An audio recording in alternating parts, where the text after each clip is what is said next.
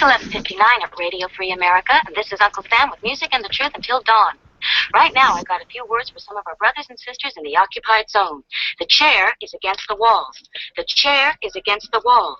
John has a long mustache. John has a long mustache. It's 12 o'clock, Americans, another day closer to victory.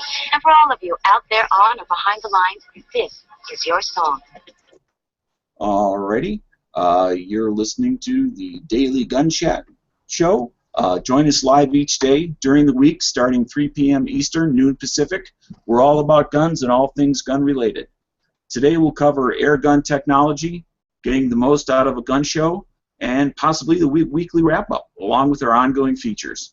Please leave your suggestions and comments at dailygunshow@gmail.com.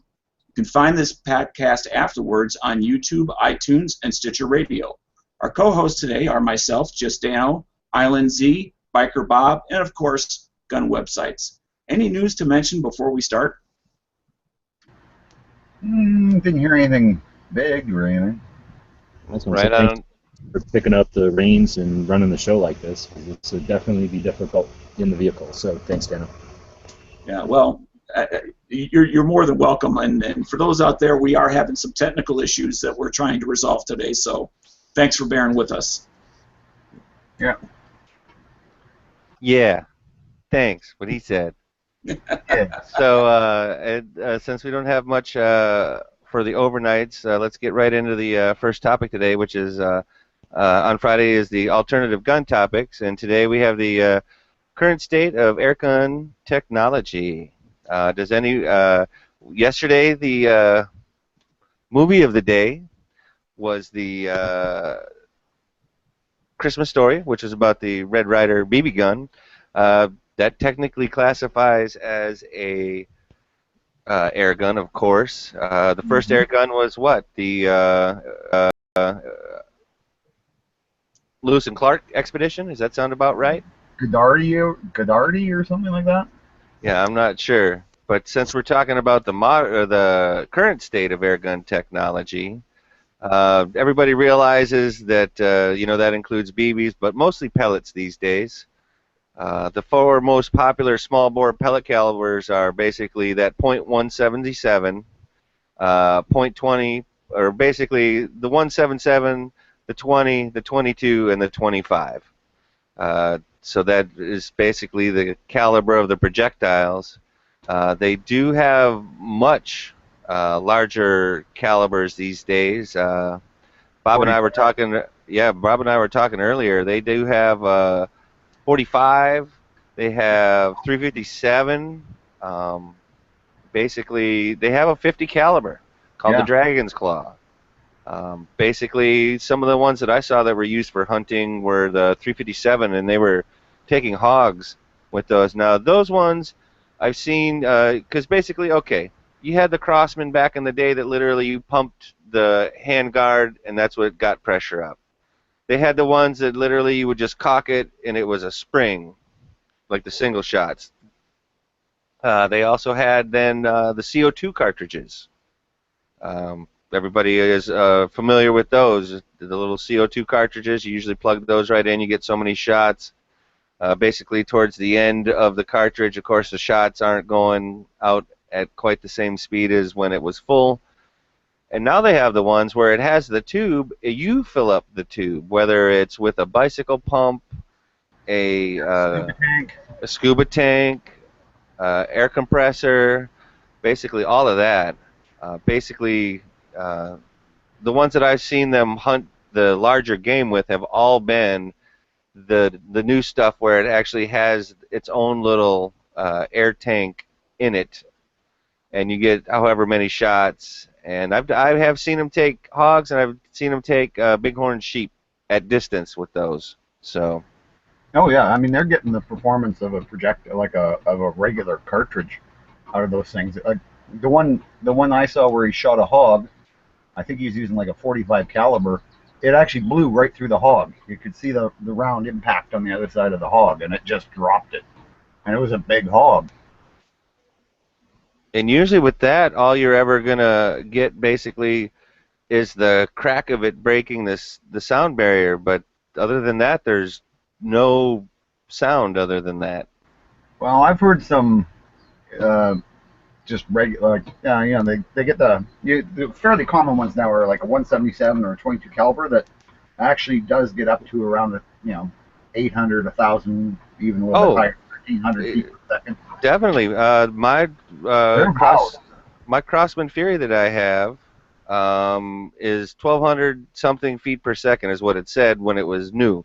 Now, do I know that it's still coming out at that? I'm not sure, but I do know that I hear the action going, but after that projectile is gone, I hear the snap of the whip. You know what I'm saying? I hear that crack. Oh yeah. So sure. I know that it is at that point breaking the sound barrier, whereas the CO2 pistol that I have, that I think that lobs them out at 800 or less. Like, it definitely lobs it a little bit more. Oh yeah.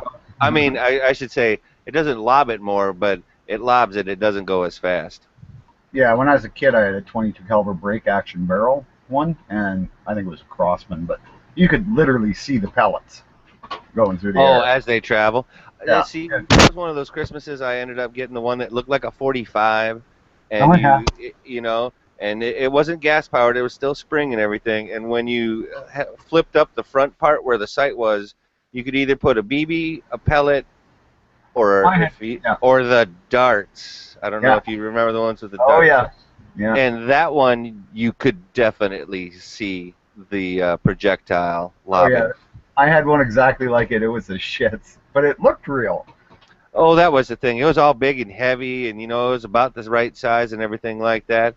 Yeah, I mean, you pull the slide back to cock it. Yep. Yeah. I mean, nowadays that one might get you shot. I don't know. Probably. That was you're talking about that 1911, right? Yeah. That was always our favorite for shooting each other because it was, you could only get the spring. It wasn't like an air gun where you could pump it a whole bunch of times and worry about it. Everybody knew what they were getting. So winter coats and those things were pretty standard. Well, and plus with the one we're talking about, that 1911, like you could use BBs, So as long as you weren't like using the penetrator pellets or the darts, I mean, literally, yeah. It ain't going through jeans or, like you said, a coat or none of that. But yet, you would still know that they got you if it was one of those, like you said, where you're literally shooting each other. Did anyone here happen to see that video that Twang and Bang did on an air gun compressed to? It looked to me like something like a scuba tank, but he was shooting projectiles that were right up there with typically what you'd find in high-power rifles, and getting up to over 800 feet per second. Oh, he was getting way more than that. He was definitely getting more than that. Yes.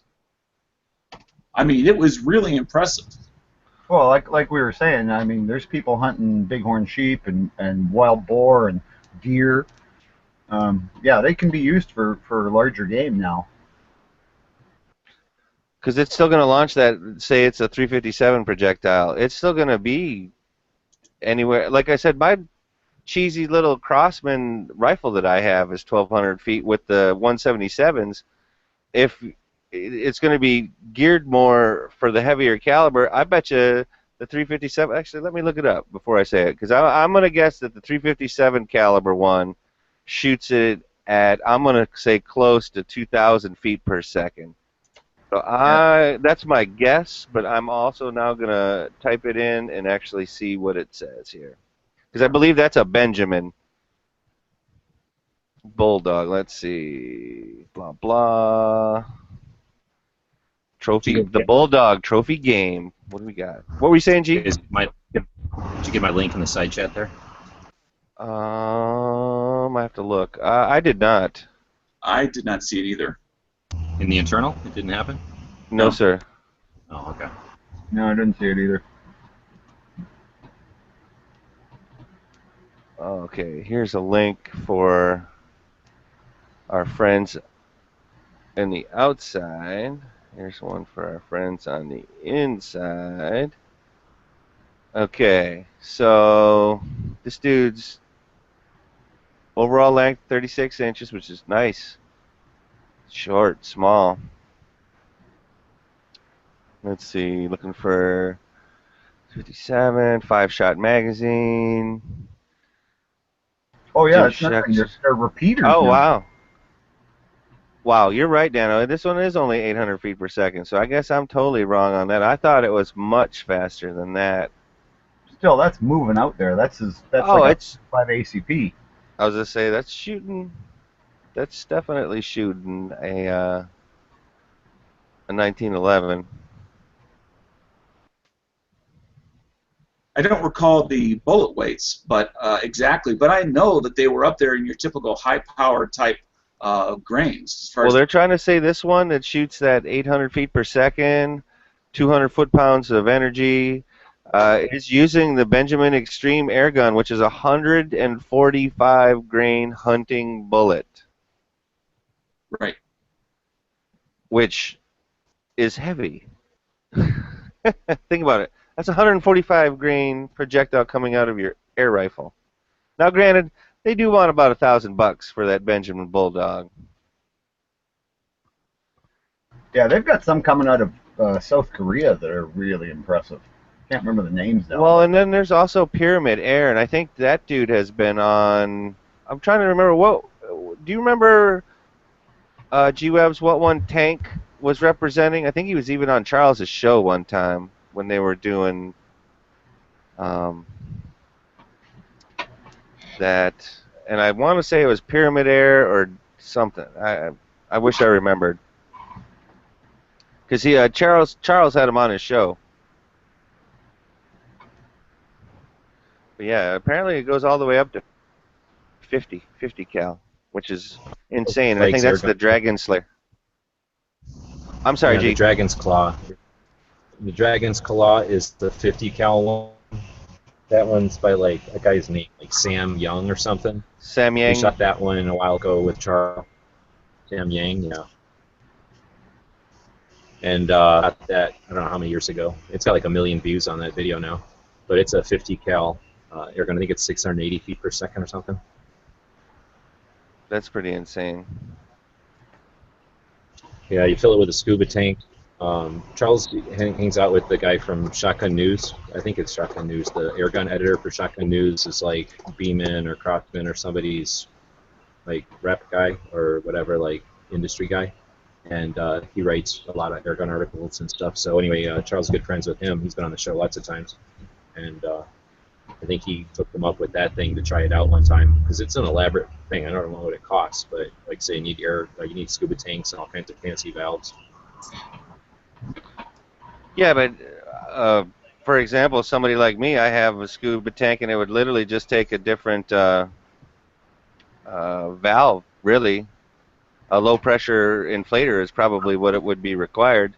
So if you're one of those people that I guess live in an area where you already have scuba tanks, definitely keep that in mind.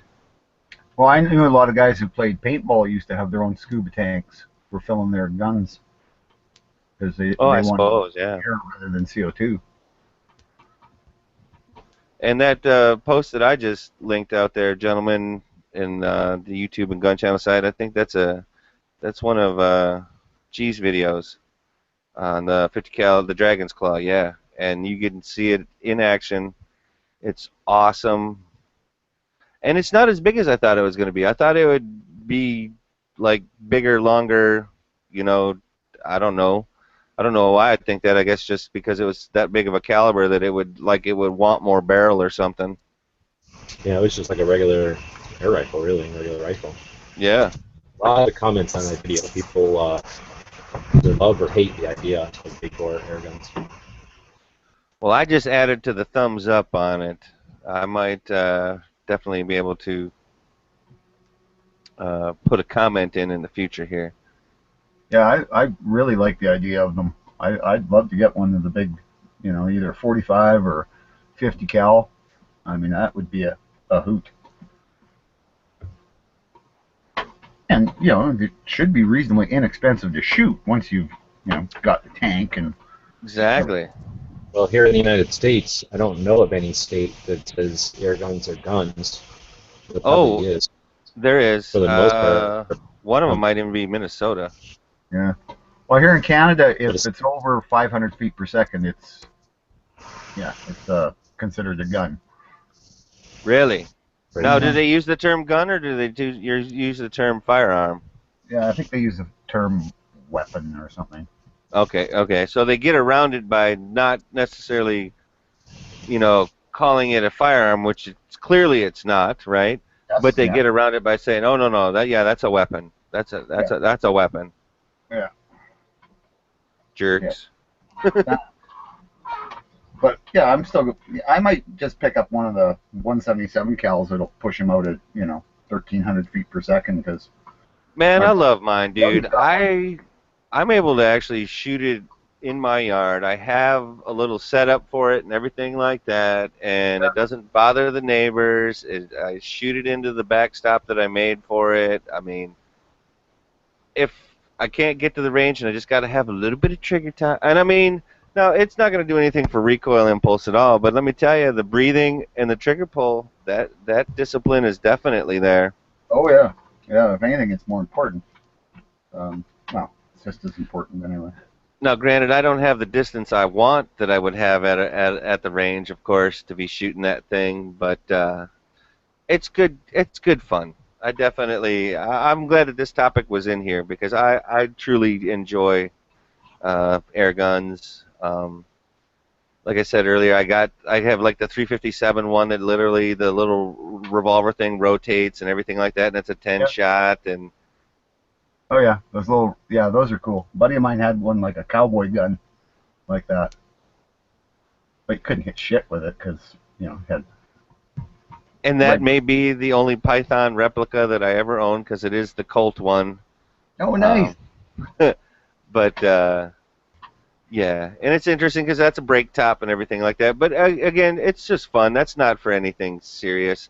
Now I know that I could take small game with the air rifle that I have. I know that would do a job on smaller game for sure. Oh, yeah. My brother's killed like fair-sized raccoons with his. Well, I was even thinking, sometimes if it was a bird sitting or basically, some form of rabbit type of thing or something, that it would at least have potential in a game situation. Oh yeah, definitely. Like if in England, it's big. Like people put night vision scopes on them and stuff. They go out at night and shoot rats, and that's just like there's a thing. It's Field Sports Britain does a lot of that, and I've definitely heard of that. I've seen some videos from over there when I was looking at stuff a while back, and yeah, since they can't have firearms, some of them will go all out, and literally that's a $2,000 or $3,000 air rifle. Oh yeah, and they're tack drivers. I mean, they are amazing. And like I say, they're putting like thermal imaging scopes on it, and they're going out there and they'll kill a couple hundred rats in a night. So I don't know how long we got still, but are we going to talk about suppressors for air rifles? We definitely can. I know some of them are integral. That's the word I'm trying to say. Some of them come integral. Some of them I see are pseudo suppressors. Some of them, like the whisper technology and stuff like that. But since it's not a firearm, they are usually non-removable. That's not a thing, correct? I've heard both ways that if it's a suppressor, it's a suppressor, but I've also heard if it's on an air gun, it's not, so I'm not really sure. Well, and plus, if it's integral, you could not take it off anyway. So I would assume, which just is the gray area right there, I would assume that if you can go to the store and buy it and it says it's suppressed or whatever, well then, again, I'm assuming it doesn't need a tax stamp because you can't take it off. But yeah, I wouldn't want anybody getting in trouble over any of that either. Yeah, Yeah, once again, we are not experts on the law. Well, and plus because law changes state to state and nation to nation, like we've already discussed already. Bob said that if he's got something that shoots over 500 feet per second in his country, that's considered a weapon. Mm-hmm. Yeah, strange. But and here, it doesn't. It's not the. Well, I guess in some states it is, but like in my state, it's not a big deal at all. Yeah. And yet you have some of the strictest gun laws. So. Yes, in my state, I do.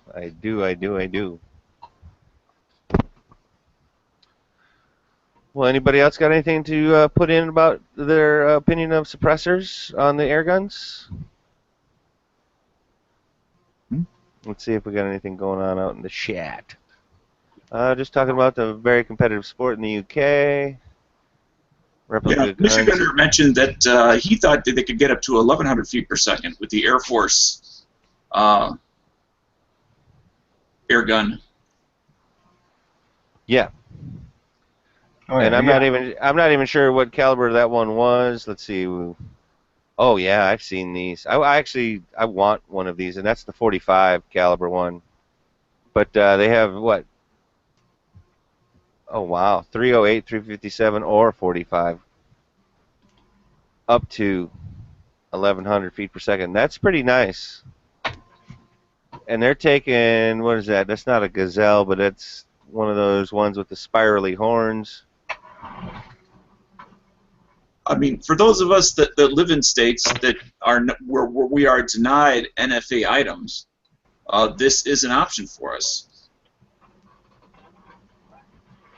Right, but you definitely want to make sure that this is one of those items that is not classified as a firearm in your state as well, though. That's a good point. I've got a couple of full auto BB guns. Those are fun. Oh, yeah. Like literally hold it down and it just lets it go, yeah? Oh, yeah. I'll throw hundreds of rounds out. Because I think there was a Crossman that I was looking at that looked like an AR, and that was supposed to be the same thing. Basically, you load up like the sleeve, you put it in there in the magazine part, and you're supposed to be able to, you don't have to go single. I did not end up getting that one, but that doesn't mean that in the future it won't happen. But I really like that, the Air Force and the Pyramid Air. I like both of those companies. Yet I don't have any other product yet. Might need to do something about that. But then again, some of those air rifles are going to cost you just as much as a regular firearm would cost you as well. No, quality cost. Oh, absolutely. So, I mean, just because it's an air rifle doesn't mean it's a piece of inexpensive junk. You know, you want quality, it's going to take money. And that just because it's a different technology doesn't mean it's cheaper. And I would go with that's just about anything is like that these days. Yep. You kind of get what you pay for, so if you're willing to, go for it, then, do you want just something for the now, or do you want something that you might be able to hand down to your grandkids? Exactly. And we may have just covered the air gun topic pretty well today. Yep. I think we have, yeah. You guys did an admirable job. Right on. Yeah, in between the first and second break, we like to mention a Gun Channels member. Now, Gun Channels is a community group of like-minded individuals who are interested in firearms and firearms laws and technology. And we get together and we have online chats and we have things like these podcasts. So go check it out, gunchannels.com. And yeah, anyway, so today we're going to talk about some of our users or one of our users, and it's I got to be careful not to butcher his name. Sean Hasnazi. Hasnazi. Hashnazi. Hashnazi. Okay, close enough. Anyway, really good guy. Puts out a lot of stuff. He's got a little bit of everything. He's from California, the poor guy. But people got to live somewhere. So, but yeah, he's really into all kinds of preparedness and do-it-yourself stuff. like some firearm stuff. He does like vlogs. So Yeah. just all around a really good channel and a really good guy. He's quite active on the gun channel side. We always like to have him in the chats. He's always got his own opinions, and he's got a very different point of view coming from where he does. So yeah, check him out. Ostasi. Well, there's two things I'd like to mention. Is one, you had mentioned the vlog, but that's a daily vlog. He's literally doing it 7 days a week. Cataloging, his family life, his hobbies, his the highs and the lows, everything. And I give him a lot of kudos for that. The other thing is that he's a libertarian, and makes no bones about it. And that's, again, kind of a uniqueness that he brings into gun channels. Is that it's very open-minded, yet there are some differences, and he's a really intelligent guy, and I think he's a great add-on to the gun channels community.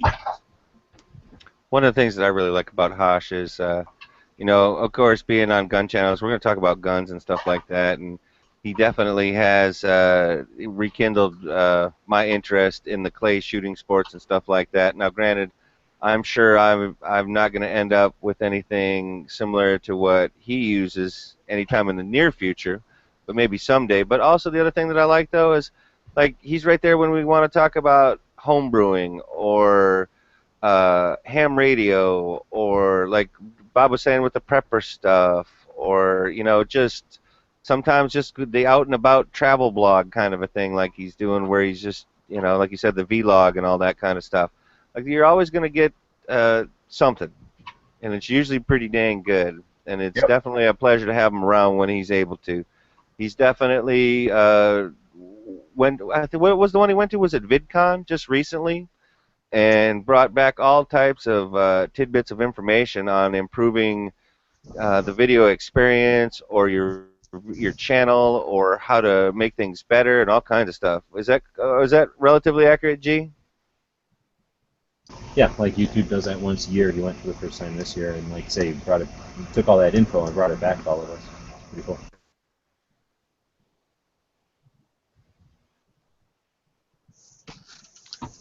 Yeah, and he and I do have to have a knife fight if we ever meet, because we had an argument about that one night. So we're gonna have a felt pen knife fight sometime if we ever do meet up. Well, hopefully it'll be with training blades or maybe the electric knives, just so that you can have a little bit of feels. Oh yes, the electric knives. If we could get those, that'd be great. Yeah, I would prefer that. There's a little less cleanup involved, Bob. Yeah. Well, I wanted to use permanent marker too, just so I could, you'd have to walk around with it on them all the rest of the day. Well, that might be something. Okay. So now on to the next section. After in between, we did the first break there, and we did Hashnazi. It looks like the second section here is the gun biz section of the week, and it looks like we are talking about getting the most out of a gun show. I don't have a chance to get to very many gun shows, so now are we going to approach it from the getting the most out of the gun show as the person going to the gun show as a consumer, or the getting the most out of the gun show as the person being the one doing the selling? Well, I think our listeners are, certainly the vast majority, are definitely coming from the consumer end rather than the selling end. And that's where I think, this is, in some ways, the upcoming as well as the existing, we have kind of have an in-house expert called G-Webs. And I'd be interested to hear from his perspective, because granted, we've all been there. I've been to a number. Bob's been to a number. G-Web's been to a whole lot more. And I've been to the absolute least out of probably anybody on gun channels, other than maybe some of our foreign members who don't get a chance to go to gun shows. I'm very probably just barely above those guys in number of times. But you have been to them before, no? I've been to like 2, like in my entire life, and it was a long, long, long time ago. Very cool, loved it. I've been out here for the last 22 years, and the only gun show is literally on a different island, and it's just not one of those things that it avails itself to me. And any time actually that I'm ever on the mainland, I guess I never really think about it. So anytime that I go on a trip in the future, I'll have to actually see if if that option is open to me, because I would go to a gun show. I got no qualms about that. I think they're cool. So I guess the question I would throw out to G-Wibs is, as a consumer, and I'm going to kind of split the question into two parts. One, if you're looking for something very specific, what's the best strategy? And two, if you're looking for something and get the best deal, what's the best philosophy to go to a gun show? Probably not to have over expectations or unrealistic expectations anymore. But so in other words, you're going to know your gun shows. You don't go to your gun shows and expect the next one to be somehow different. So knowing what is at your shows helps a lot. And that usually my advice is go to shows as often as you can. There's lots of advantages as a buyer to doing that. One of them is to know the terrain, right? Know the playing field, what people are bringing. I'm a bayonet guy, so I like bayonets, and I know the guy from California. I should meet up with him. Only goes to certain gun shows, and I knew that after I went to enough of them to figure out which ones he's at and which one he ain't. So that helps a lot. I like to bring a piece of paper or something, or pick up one of the calendars or flyers or something at the front, and then scan through the whole show looking for who has the item you're looking for, and then mark down the prices, and then you go to your next level of networking and go into a lot of shows. You get to meet people. Ideally, if you make your purchases with those people, at some point you become a frequent customer or frequent, buyer, so you can have potential deals. So that would be your next line. Once you know who has what you want and what the prices are, start to do some strategy and see if it's somebody you know is $10 more, but you know you can get $10 off, right? Is it better to, or maybe it's $10 more, but you know that 90% of the stuff you buy is from him or her. Maybe it's worth paying that extra $10 once in a while so that you can maintain that relationship or whatever. But there's a lot of ways to go on that question. So I think that's really the best way to say. I don't shop for, like, I don't know, a new gun or ammo at shows, so I can't help with like that, because I imagine it's the same thing. You just walk around and see what the prices are, and then evaluate if you have any relationships with them. If you don't, and you buy frequently, then start to think about fostering those relationships. What was the second part? If you're looking for something very specific, what's the best philosophy as far as go in early on the first day, or go at the end of the gun show on Sunday afternoon, or what's the best tactic if you're looking for something very specific? First off, let me go with that. How you mentioned, do you go Saturday morning or Sunday night? So if you're one of these people, when I go to gun shops, if you ignore gun shops, they will go, or gun shows. If you ignore gun shows, they will go away. People will go, "What do gun shows suck?" So if your gun show sucks, start going twice. Or if you're one of these people who only has a few gun shows a year, go both days. Go Saturday morning when all the fresh stuff is out and everybody's eager, and then go Sunday afternoon also, and scoop up all whatever deals there might be, or stuff that didn't get sold or people don't want to drag home. In that case, you almost like two gun shows, because it will literally be different. First off, you're going to get less stuff on Sunday for sure, but you're also going to get a weird random shuffling of everything, where dealers will sell it themselves, dealers will buy stuff, somebody will pick something up somewhere and sell something else, different set of stuff on Sundays. I know dealers that will put different stuff out each day. Maybe they just get frustrated that nothing sold the first day, or everything sold the first day, and they literally have to put other stuff out. Sometimes they just shuffle because they got so much stuff. That's how they do it. They bring out some of their stuff on Saturday and the rest of it on Sunday. So something specific, I guess, also networking. So if you've got something specific or rare or hard to find or in great demand, are you going to just walk up to somebody for the first time and find that? Of course not. You're going to need to establish relationships floating around, and there's other people out there. I wouldn't be discouraged. I can cite many examples where something was rare or unique and not necessarily costly, but the people who were seeking it out had nowhere near the funds of the people who could have afforded it. But sometimes a seller just don't care, especially if it's something old and collectible. Surplus stuff or something like that is what I'm more familiar with, like this kind of example. if somebody paid like a nickel for it back in 1915, right, and they still have it, and maybe it's worth $100, they're going to sell it to a friend of theirs for 70 every day before they sell it to some jackass for 100, unless they're, you know, circumstances. But for the most part, I can think of many times where friends or myself even asked if there was something under the counter, if they had a way to get something, and somebody will say, yeah, I've got 3 that I've been holding for somebody like you, a friend of ours, somebody we know. And I know people have walked past the table asking for it and had more money in their pocket, so that's my suggestion on getting something that's hard to find or specific. I'd also like to add on to what G had said about, like, know the show that you're going to. For example, a small one that's something like out here is not going to be anything like the one that you guys are going to in Tulsa later this year, where there's going to be some rare stuff, there's going to be some unique stuff, there's going to be things that I probably will never have a chance to see at a gun show other than if I went to that show. Now, I have a question. Do people talk on forums or any type of thing like that where you could kind of do a little bit of legwork before you go to the show to see if that thing, whatever that thing happens to be, air quotes, before you go to the show? So maybe if it was the one that was at the Crossroads, or if it was at the SAR show, or you kind of know what I'm trying to say, G? Is there anything out there where you could literally just talk to people and maybe get a heads-up idea if it's going to be at a show? Is there anything like that?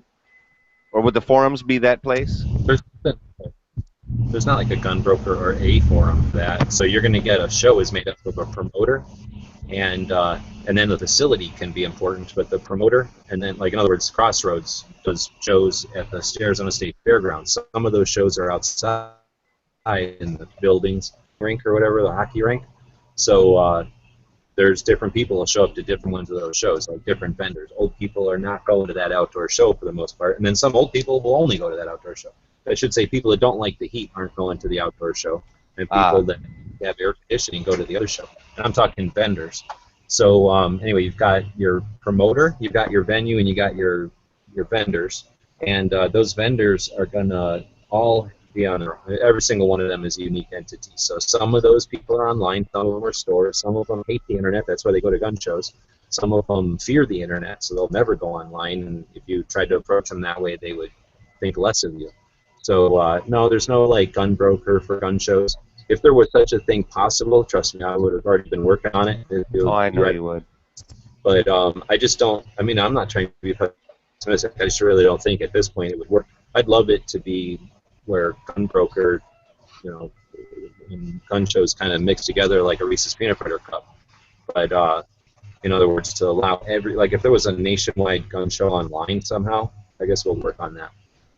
Imagine you'd have all the resources of the potential products available, and you'd have all the massive audience. I guess that's kind of what gun broker is. Well, you're also out there. I mean, I don't know if we want to bring this. We're like the active. I was just going to say that might bring us to the second break almost. You're breaking up a little bit, but I'm definitely following what you're putting down. But this thing that you're doing out there, G, maybe this would be the second break, is that the Gun Show Loophole Tour. I mean, you have a website for it. You are putting out relevant information on the gun shows that you are being able to attend. So maybe this is the start of some type of international global phenomenon. Oh, well, I didn't mean to suggest that it wasn't technically possible. I can think of like different ways to make it happen, but I just mean, unfortunately, I also don't think that the atmosphere is in the right place right now. The people that go to shows aren't. Well, they might. Some of them. There's a percentage that might be interested in something like that, but the vendors are not there yet. We're seeing avenues like Instagram and Facebook and websites and things. So people that are like savvy with the internet, people that understand the potential of it, are already there. You know what I mean? So the gun shows have kind of segregated the community a bit in the respects that they facilitate those people that don't ever go to shows to get their products out like the way they've always done it. And like I say, there's too much of a gap there, I think. And I don't know why it is. Maybe it's just something about guns and tinfoil hat and mistrust of big bureaucracies that is like that. But I think perhaps in the future, when you get a generation of people who, even if their parents and their grandparents and they themselves have mistrust of institutions and big entities like that might run something like that, or the paying systems. Think about PayPal and gun shows. Yeah. Oh, somebody's keeping track of my purchases. Right. So if you get a generation later when people may have those attitudes and positions, but at least are familiar with the internet, it's a lot harder for them to fool themselves into thinking that the internet is more than it actually is. For that in the future, and I'd certainly like to do what I can to be guided that way. But I guess what I was saying is I just don't think we're at the point where that's a thing yet. But and that's kind of what's cool about gun shows. I mean, I'm all about the internet, but gun shows are the roots in real life, in real history, and real networking. You know, all this electronic stuff emulates the real life thing. The real life thing used to be people getting together for political rallies and getting together for weddings, you know, as a big community, getting together for whatever, things like, you know, events. People don't do that stuff anymore. People use the internet to share pictures. They don't have to go somewhere they can see what's going on. They can tell it from you, whatever. So, you know, we get less and less of this real life networking, real life two people meeting each other and understanding that they're both, you know, on the same ground. And I think that's one of the big reasons why Hillary and other anuses like to try to get rid of gun shows. There's other reasons, specifically that the FFL is allowed to do business as a gun show, specifically. But I think if that networking concept is something that they need to squash. As soon as they get rid of gun shows completely, there's not the same environment at a flea market. Nobody gets together at a flea market and feels inspired. Nobody comes home from a flea market and probably. Gun shows have that. I would agree with you. I would agree with you on that. And Hillary needs that to go. She can't handle the fact that all those old people and all these potential young people are getting together and meeting in real life and understanding that a room full of, maybe 1,000 people that attend a gun show, you know, thousands of people attend over a weekend. So maybe there's 1,000 people in the room right then, and let's see if there's going to be a dogfight. About 1,000 people that are there to buy, and then hundreds of people that are there selling. A lot of times, products that they make in their own homes. That is like kryptonite to Hillary and her, you know, socialist. Let's all listen to one person. She fears freedom, is what you're saying? She fears freedom. Yeah. Something I'd like to just take a moment and throw out there is if you're interested in learning more about the Gun Show Loophole Tour, where it's going, what cities it's going to be stopping by, what are the dates, or you're looking possibly maybe to help support it. What I would encourage you to do is simply go to Indiegogo and type in a search for Gun Show Loophole Tour. Hello, can I interrupt you, Dino? Can I interrupt you? Yeah. Go right ahead. Please don't introduce it like that. I'm not going on tour. I'm not a band, and there are no dates, and there's a rough route. But I'm just saying, I don't want people to anticipate that I'm showing up at gun shops to have some kind of meet and greets. It'd be complete opposite of that. I'm going to gun shops unannounced, unscheduled, and without a camera. I'm just going in and experiencing them. If they allow me to, I do take pictures and I share that with everyone. But I'm going out to inspire individuals to go to their own gun shops, not for a meet and greet with some stupid YouTube celebrity, because I'm not that, but instead to support that gun shop so that it doesn't go away, so that we're not stuck with the situation that Yankee keeps describing, where big box stores and internet take over, and then Hillary makes one pen swipe that says no electronic transfers, and now we have effectively lost. I stopped at a shop today that was 35 years with the same family. In business, you know, his father and now the son. That is going to end. She's working hard for it to end. We're allowing it to end through apathy. So I just wanted to stop for a second there. In case anyone's hearing this for the first time, this isn't like a whirlwind tour of gun websites and I happen to be stopping at gun shops. I'm going to gun shops to help those gun shops who may or may not already be on the web, so that people who are traveling, people that might watch this stuff, know to where the gun shops are specifically, but basically the concept that if you're traveling, seek out a gun shop. This one I went to today is a pawn shop, and I literally am late now because I went in. I am the kind of person, I could not leave that shop. It was hard for me to leave that shop. It was just piles and piles and piles of stuff over the last 35 years outside of Yuma, where there's a Marines base and something else, an Army testing ground or something. So the amount of assortment of stuff was just insane, and it was awesome. So those are the kind of stores that find it difficult to get their ass online and sell all that stuff and find the collectors that are out there looking for it. But they're gold mines for those collectors that are out there, and all you need to do is have it in your head so that when you're going somewhere, you check those stores out. So anyway, I didn't mean to... Hey, G, I got a question for you, G. Just didn't think that this is some sort of promotional tour or something like that. But you can participate by watching the stuff. Hopefully I've got 3 of them in the can now. If I can figure out this Wi-Fi thing is the next hurdle. I'll be doing them live. In other words, I'll be uploading them as I'm hitting them. So it's just really to be an inspiration to get out there and enjoy your shops. And then ideally, a lot of the people that are listening to us on the Daily Show, the Daily Gun Show, or at Gun Channels, are people that are creating content, or at least aren't adverse to creating content. And I'm hoping to get some of those people to take that phone out of your pocket when you're at the shop. I've been to one shop, 2 shops maybe in the last month that said, no, I'd rather you not take pictures. And one of them was bossing here. You'll have to make the decision. So it wasn't that they hated pictures, it's just that he didn't have the authority. So, in other words, I've almost never been denied taking pictures of a shop. They understand that it's free promotion.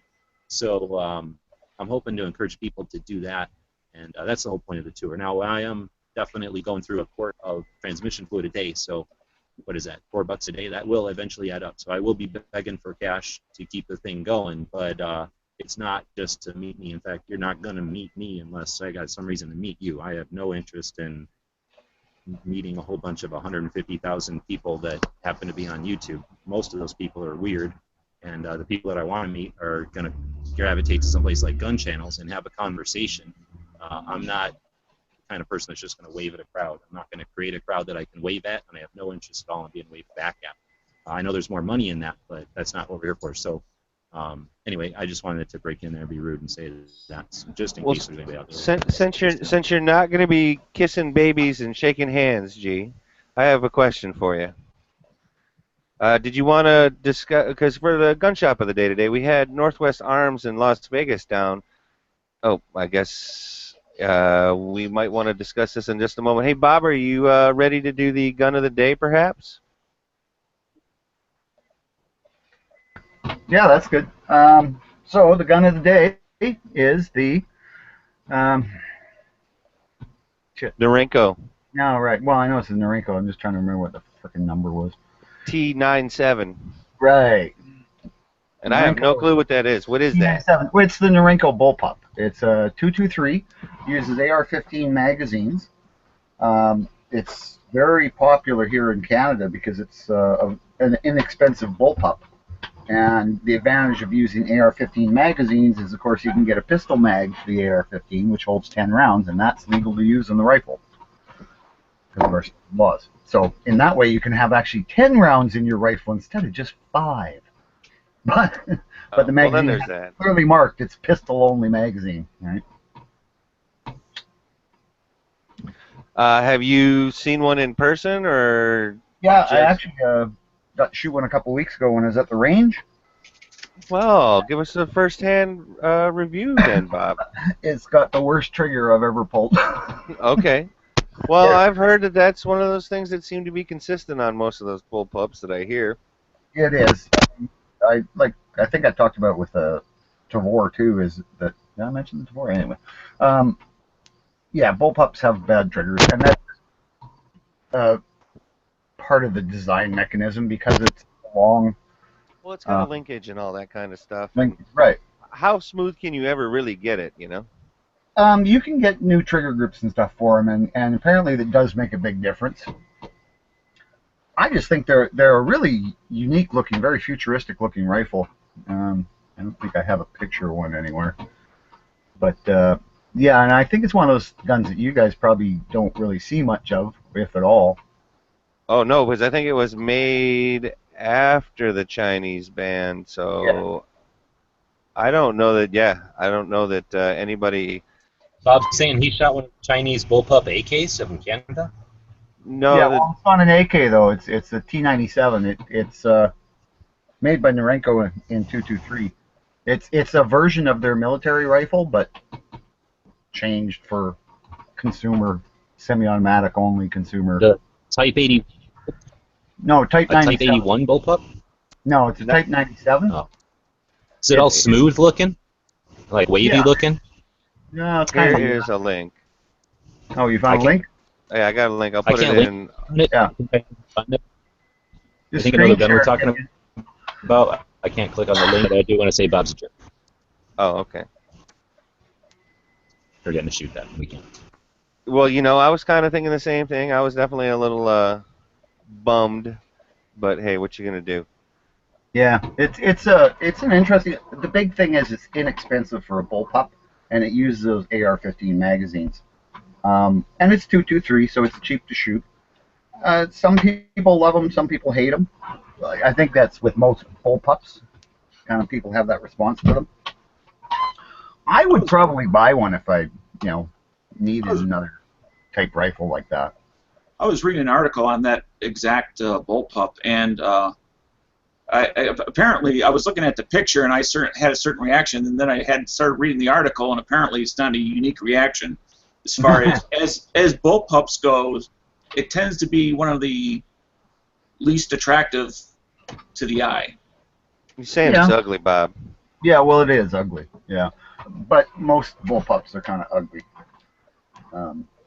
to my eyes. But I like the fact that you've got the full-length barrel, even though it's a very compact design. Now they do sell a lot of accessories for them here, and one of the things a lot of people do is they get rid of the carry handle and the top cocking lever, because it's got a cocking lever on top under the carry handle. It's very weird. But you can actually get a kit to put a flat rail on it and a side-mounted cocking lever. Side charging handle. Yeah, side charging handle. Yeah, and that a lot of people do that. For me, it's like, oh, why spend a bunch of money on a gun I'm just gonna play with anyway?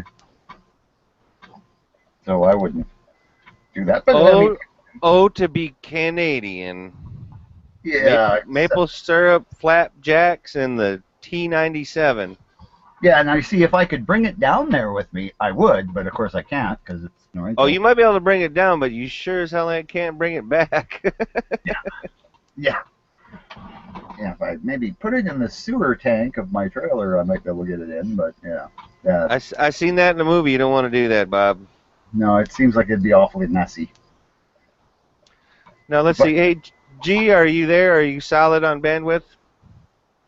I think I lost it there for a bit, but I'm not sure. Am I sounding okay now? You sound good, but I wanted to ask you, for the gun shop of the day today, we had, what is it, Northwest Arms in Las Vegas, but I wondered if you wanted to discuss the pawn shop you went to today instead, but you just let me know where you want to go with that. Yeah, I can't remember Northwest. Actually, yeah, I can. They're a little shop. They're just sort of your. I don't want to discount them. They're a shop on the northwest side of Vegas. That's what do you say? Like a new shop, like an upstart. So you can tell somebody wanted to run a shop, so they got some money. They bought a selection of inventory and they set up a really nice looking shop, like nice counters and cabinets, or I could call it display cases and stuff. It's nothing unique, and I don't mean that in a bad way. It's just that they were new and they didn't have a thing, like a niche or something.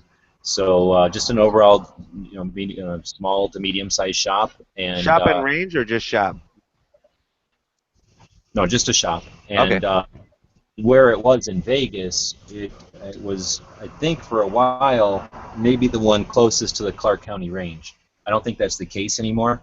But at the time, that probably would have been a good location for people to stop and get that extra piece of ammo or an ear pro or something you forgot, because the range is kind of, remote as far as gun shops and stuff. But yeah, I can talk about the place today. It was called Yuma Gun and Coin, or Pawn and Gun, or Coin and Pawn, or something like that. It's basically a pawn shop, gun shop, and those are tough. Basically what happened is I knew there was one shop in Yuma that I wanted to check out. I'll talk about it later. because I've known about it since I've been doing websites. And other shops in Yuma have kind of come and gone, at least from my perspective in Tucson, because I've only been out here twice. It's on the border between Arizona and California and the international border of Mexico, where they all three meet. So it's an interesting little town. It's got a marine something or another and some kind of proving grounds. They shoot munitions out here to test them or something. Or train, I don't know, but there's whole big stretches of the desert that are just full of munitions that they don't let us walk around and pick it up. Anyway, it's an interesting shop. I checked it out because the other shop I wanted to check out didn't open until 9:30. This one opened at 9, and I'm stuck in town doing nothing, so I figured I'd check it out, even though it's a pawn shop, and I'm glad I did. So, trying to think of the size, maybe a couple of thousand square feet, maybe 1,000 square feet. It's hard to tell because it's a house. I heard the story that it was built in like 18, 19 something back in the day. And one of the pillars is still original to that original dwelling or original structure. And then over the years, it's been a bunch of restaurants and different things. And now it's a pawn shop. And this family's owned it for 35 years, I think he said. And it's as though 35 years ago you put down some glass cabinets in a layout. You know how like a pawn shop or a coin shop will often have those like kind of U-shaped scalloped cutouts, you know, with their display cases, so that you can put as many coins out there and the as many square feet of coins as you can. You still have a counter on both sides. So it's one of these kind of layouts. If you would have done that back in the day and then never dusted, right? And this is Arizona, so it's kind of dusty. If you had never dusted and you never ever sorted anything, everybody would come in, put something down, and that's just where it stayed until it was bought or not, right? So for one thing, there's a giant box of AK bayonets, but all kinds of stuff, fatigues and... Oh, so wait a minute, you're saying this is a biased review is what you're saying, clearly. No, I didn't buy them. But I didn't mean buy... I didn't say buy us, I meant biased. No, biased because it's an awesome shop, though. They just happen to have some cool bayonets also. Basically, I'm going to go on and on. The pictures will do it justice. They were really friendly and allowed me to take a bunch of pictures. I tried to take a few pictures of bayonets and things that aren't AK bayonets, but I can't remember everybody's preferences on bayonets. But I took a few pictures, and I think I'll probably pursue an interview with the dad. I talked to the son, and it just sounds like an interesting. As far as what I thought of as the gun show. Like there's a story there, basically, is what it sounds like to me. Exactly, because the town is interesting and the phenomenon of being on the border with California and all that is just neat. So it wasn't opportune yet whenever I was there to do that, but I'll try to pursue that in the future. So it's called like Yuma Pawn Guns. There's only 2 real shops in Yuma. There's a couple of pawn shops and then these 2 gun shops. One of them is huge, and this is the alternative. The huge one actually has a used gun sale right now, and they have maybe 12 used guns. So let's just say not a lot of used guns. This other shop is predominantly used guns, and I'm talking maybe 200. It's not like a ton of guns, but it's a pawn shop. There's a lot of coins and stuff I don't pay attention to, and then tons of surplus and just neat pawn stuff, tools and whatnot, and massive ammo collection that they won't sell. And just a fun shop to go in and hang. So if you're in Yuma, you get stuck here, I don't know, you're stationed here. It sounds like he said a lot of people are stationed here will come up and just hang out, and this is perfect for that. You could go to that shop 20 times and still discover new stuff. And they're totally chill, they're totally laid back, so you can just dig through boxes and move piles around. And I saw a couple of food bowls. So while the dog wasn't there, it must have been with the dad. Some kind of dog lives there too, which always makes the shop better. Always, always. Well, then that's definitely awesome. One response from the YouTube side about the Vegas one was, I believe, where did it go? I think it was Darren Day, one of our guys, Gun Channels, says it's okay. I think he's referring to the shop, the Northwest Guns, Northwest Arms, excuse me. Said it's okay. It's small but friendly people. So I mean, I like hearing that too because. Man, if I go into a gun shop, don't pressure me out, you know. You ain't gonna pressure me out. Well, the Northwest Arms. It's the kind of shop you would take your mom to, or like that kind of person who's on the fence. It's not that you wouldn't take them to this pawn shop that I went to. You'd take somebody to there, and if they were like, "Oh, I didn't realize guns were so dirty," or like, "Oh, I don't understand." Northwest Arms is kind of the opposite of that. everything's labeled. They're super friendly and courteous and like knowledgeable. So if you've got a question, I'm sure they can answer it in a way that a new shooter or your mom or somebody could understand and walk away with like, oh, gun people are pleasant. I had no idea. This is like definitely the kind of place you bring your girlfriend who's not quite into guns yet, and you're trying to take her to a shop in Vegas or something. You take her to like Machine Guns Vegas, and it's a bunch of like, I don't want to say strippers because they got their clothes on, but these girls are super hot and they could easily be strippers if they weren't already. You know, some people might not jive with that if they're trying to just learn about guns. This place is it's a good gun shop. You know, nice clean new one. Right on. And let's see. You want to do the trading post for one? Sure, we got time. What do we got on the trading post today, Dano? Over on Gun Channels, Dead Horse has posted a Remington 597 clear 30-round magazine. He's interested in a trade for other firearm accessories or magazines that he may be interested. So if that's something that you're looking for or thinking about, contact Dead Horse over on Gun Channels in the trading post. You know what I just figured out? We just copied Charles, and now we're doing Swap Shop also. Well, we only got one today. Well, we suck at it, but we're copying off of him. Well, good But thing. yeah, that's Nice guy. but he's it's legal. You can do it over at Gun Channels. We have a trading post, and we'll try to rebroadcast. Didn't Ralph have some stuff up there? Did we already talk about the trigger? What is it? The trigger gauge and something else? The rangefinder. Oh yeah, that rangefinder. Yeah, I think we did mention it, but that's a good price. That is almost half price on that rangefinder if he hasn't sold it yet. Yeah, we had finder. do that a few days ago. Whenever I go out shooting for deers out here, it's so hard to and down a road or something, or like looking across a valley, or not a valley, like across a prairie or something.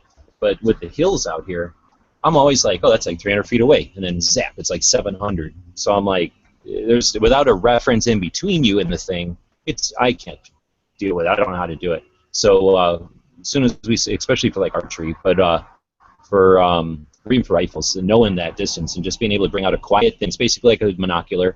You zap it, you know your distance, and now, you know, all those times you spent at the range learning your dope, now you know what the actual distance is. So what is he selling it for?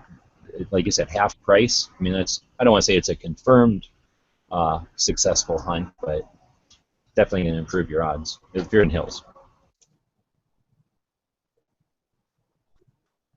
I agree with you on that. Let's see, that after the trading post, it looks like it brings us to the gun movie of the day, and I don't think that there'll be anybody in Gun Channel's YouTube or on this panel that will disagree that the Terminator is a gun movie. Interesting. I'll be at the Terminator's gun shop in a few days.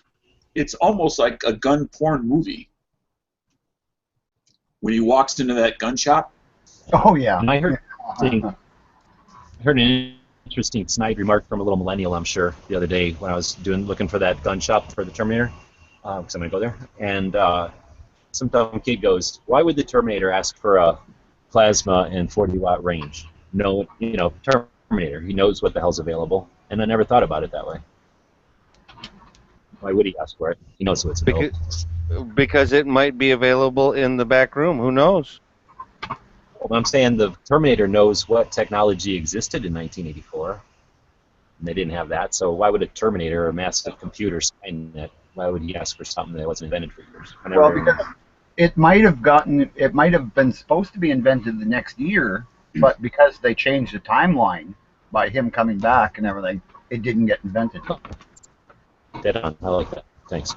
I also like the idea of that the machine's knowledge of human history is limited because it was so disinterested in that aspect. So its information is partial at best. Oh, wait a minute, gentlemen. You already know what happens with a computer. A computer doesn't know nothing until we put it in there. So basically, whatever data that it had inputted was wrong. Correct? Well, no, but when Skynet becomes into itself. Right, but Skynet still had to load that data into that particular model, So I guess what I'm saying is that somewhere along the way, in between whenever Skynet starts making the T-99 or whatever it is, from 19, what was it, 97, 87? When was it supposed to start? Well, that's a good point because they wouldn't have. Okay. Well, the movie starts in 1984. You mean in the future? Well, I guess that's what I'm timelines, I saying. forget. Yeah, and see, that's what I was going to get at next, is that basically, is it the timeline that was broken by the first time they came back? Broken by the second time they came back? I got a little echo, Dan. Okay. And then basically, you know, by the time when they did the third one.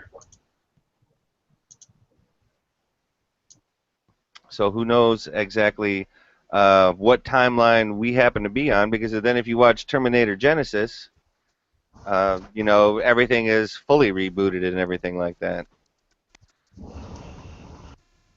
Yeah, I've seen some interesting parallel timeline things that kind of try to put it all together and suggest that when, like kind of like what Bob said, when you go back and start screwing with the past, then it changes your future.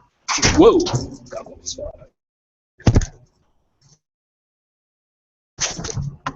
Okay. Yes, changes your future. Yeah. Sorry, dog fell out of the car. That's right. I'm assuming we had a dog issue. So And in fact, as long as we're having an issue, why don't I go ahead and jump ahead and we can jump backwards.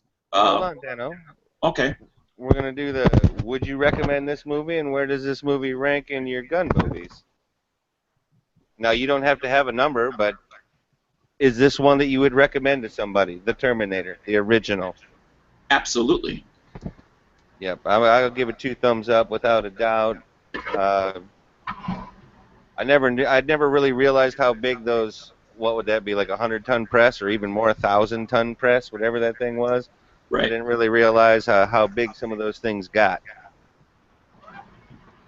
And apparently that is how you squish the original Terminator. Yes. Bob, what you think about the Terminator? Definitely, I'm in agreement. 2 thumbs up, and I'd put it in my top 10 gun movies for sure. G-Webs, where's the Terminator for you? Top 5 movies of all time. Okay, excellent. And then that brings us to Dano. I think he had something planned. I did. Just Does a he? moment. This is one of those I need a third hand thing. And there we go. It is time for the tactical Is there a Popcorn Terminator? today. And today, I think we're doing YouTube side only due to some technical issues. Actually, both sides are followed. I'll keep an eye on both if I Okay. can. All right. And the question is as follows. Uzi was the first weapon to use what type of bolt design? I'll read it again. Uzi was the first weapon to use what type of bolt design?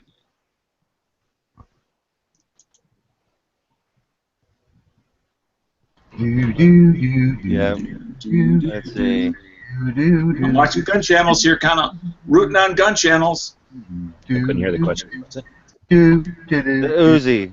What kind Uzi. of bolt design does Uzi have? Yep. Or originate, or whatever way you want to classify it. Absolutely. And it looks like most of our gun channels users may have moved over to YouTube, I think, for the day. Since our tech issues earlier. Gentlemen Which is- saying open, that is not the answer that we happen to be looking for. So But- just so everybody, the issue wasn't with Gun Channel. The issue is with YouTube not letting us post it on Gun Channel. So it's a YouTube issue, and that's why everybody's had to jump over to YouTube today. Yeah. YouTube. So I'll tell you what, I'll continue to watch and we can move on. Moving along. Moving along. What's that healthy? Stay out Hell- of freaking California. desert in the middle of the day? You want to know what it is, G-Webs? It's do your own yard work is what you had down for today. I would definitely rather be doing yard work today than this. I don't know how people live in California. This is hotter than Tucson, I think. Now, how is that even humanly possible, sir? I don't know, because we have like trees and niceness and mountains. This is like dunes. This is like the desert. Well, you are about to enter into Death Valley or whatever, aren't you? Or is that further north? No, I think I'm in it. There's death around. You're in the Mojave Desert, maybe. I don't know. It's a horror. This is a real desert, though. It's horrible. Nice, I like that. It's real. The guy living in the desert said that it's too hot in California with this desert. I don't live in the desert, though. I live in a nice area in Arizona. But anyway, healthy tip, do your own yard work. I was paying money for people to work out for me, basically. I just started doing my own, and it sucks because I don't like doing it. But it is exercise. So you're not paying a gym. And I would agree with you on that, because you are definitely saving money by doing it that way. Here's the other thing, though. Wear the appropriate material. If you need to wear gloves, wear gloves. If you need long sleeves because you're going to get burned or dirty, wear long sleeves. Wear a hat. Wear sunglasses. Put the dang sunscreen on. Make sure you got the water. If you're going to do it whole hog. Don't do it half-assed. Yeah, although I must say, like, G-Webs is talking about doing his own yard work. I've seen his yard. It's sand. It's like, what do you do, rake it? Well, that's a rake and a shovel then. Times, and the neighbors get all mad, so you gotta, like, take the grass down, because it's up for, like, I don't know, 3 days before it dies, but if it's, like, I don't know, if it's green for more than 2 seconds, we can, like, prune the trees. We did get an answer. By the way, did get an answer? We did get an answer. Oh, who got it? But I know a lot of people. I know people would pay like neighborhood kids. I was to mow the grass or whatever. And the winner for today's tactical pop quiz appears to be Dan Platt. And the answer is it is a telescoping bolt design. And I believe he's the first one as I'm trying to scroll back up. Because open was wrong and enclosed was wrong, but telescoping was the answer we were looking for. Dan Platt.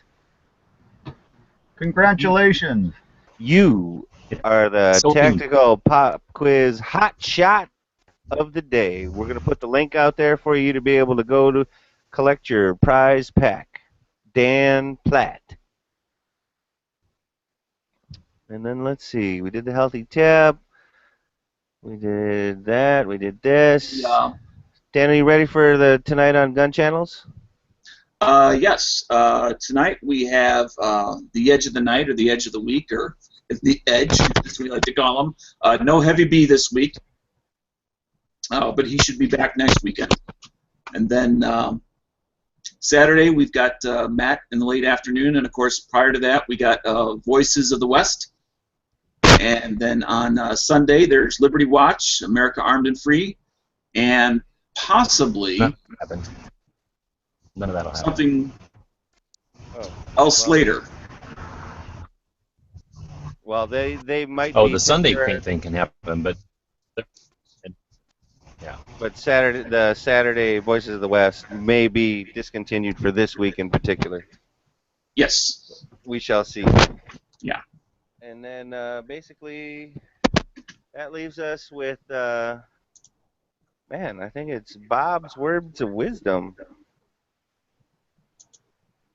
Oh, we at the end of the show already? Well, anybody else have anything that may have been forgotten or want to throw in there?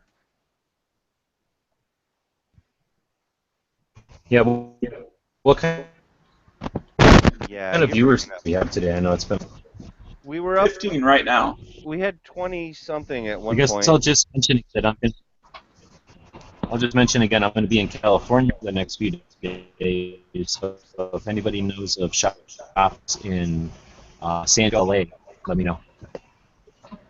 The only thing we do need to do is get that link transfer the tactical pop quiz over to Dan so that he can collect his prize. I'll put that over there. But Dan, in case you're listening, it's dailygunshow.com/pop quiz. Put your information in at the bottom of the form. And we will post that for you in just a moment. Yep. I just only have so many hands. Yep, I was going to say, just stand by, Dan. We'll get that to you. Because that leaves now Bob. Yes. So let's do the quote of the day while Vano's finding that. And this one's, go figure, it's Arnold Schwarzenegger. And this is what he says. I have a love interest in every one of my films. A gun. So, yeah, I love Arnie. Anyway, that's the show for today. I want to thank everybody for watching and listening, and I guess we'll see you maybe Sunday, if not Monday. All right, bye everybody. The guys and gals at GunWebsites.com encourage you to take a CCW class every year, practice at least once a month, and carry every day. Thanks for watching GunWebsites.com. The guys and gals at GunWebsites.